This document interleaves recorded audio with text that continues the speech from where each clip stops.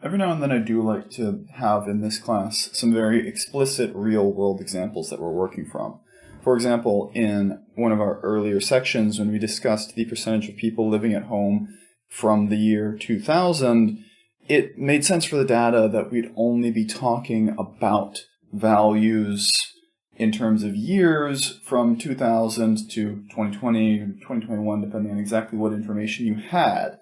But there's no reason that we had to restrict ourselves in that way. And if instead of talking about it in that specific applied context, we instead just looked at it as a function, f of x equals 0.7x minus 1362, we can do whatever we want. We have a lot more freedom to be able to describe what this thing does, what sort of values it can take, what can happen there. In particular, we're going to look here at the fact that our domain goes from being those very specific numbers of years to any number we could possibly want, because that being a linear function means you can put anything you want to in there and get a different sense of its behavior, get a different sense of what different things this can do.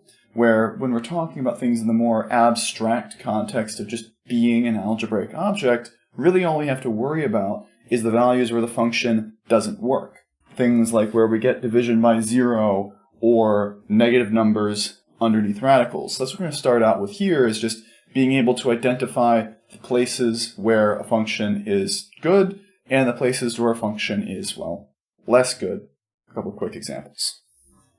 So for this, we want to find the domains of the functions f of x equals 0.7x minus 1362, g of x equals 7x over x squared minus 25, and h of x equals 3 minus 12x.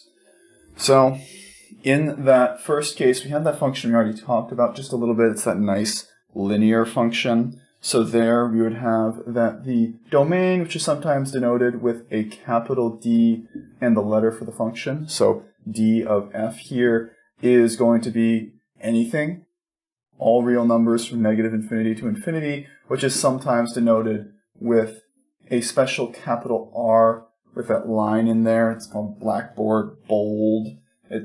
R stands for real numbers, to say that we can take any real number, put it in there, and we know we're not going to have any problems because, well, those linear equations, like we talked about last time, are good everywhere. Not super complex. So, for our second one, we have a little bit more to think about, because if we want to describe the domain, what we need are the values outside of it.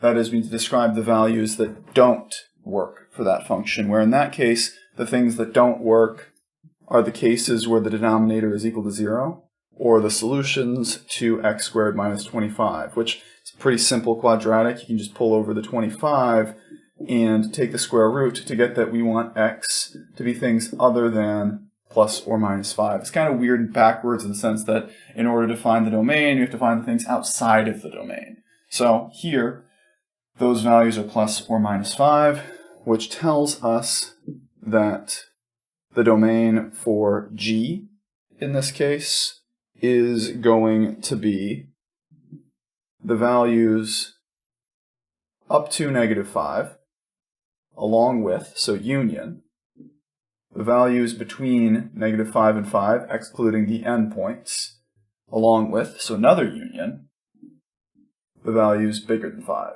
Because everything else is fine, you just can't have that division by 0, so we've got to clean up the denominator in order for things to work, giving us this set of 3 intervals unioned together.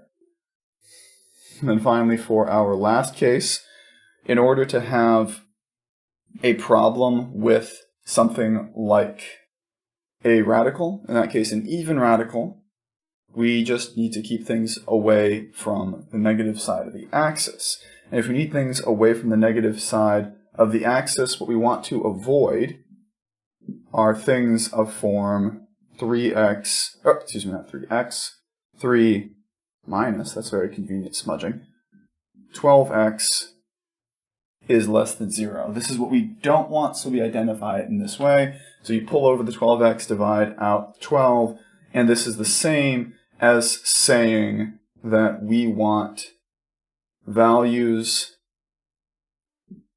for which x is bigger than a quarter, or more appropriately, we want to avoid values where x is bigger than a quarter. So our domain in this case, the domain of h, is going to be everything up to 1/4, and including 1/4 because you can't have a 0. 0 is fine underneath a radical. It's not very interesting, but it does work.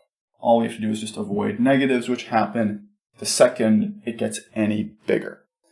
And from here, once you have a basic sense of how to identify the domain of a function, we can talk about our first basic way of combining functions together through what is called the algebra of functions, which actually works the same way as the algebra of numbers, except because you get some x's, and it looks a little bit less friendly, but we'll see it's not actually that different.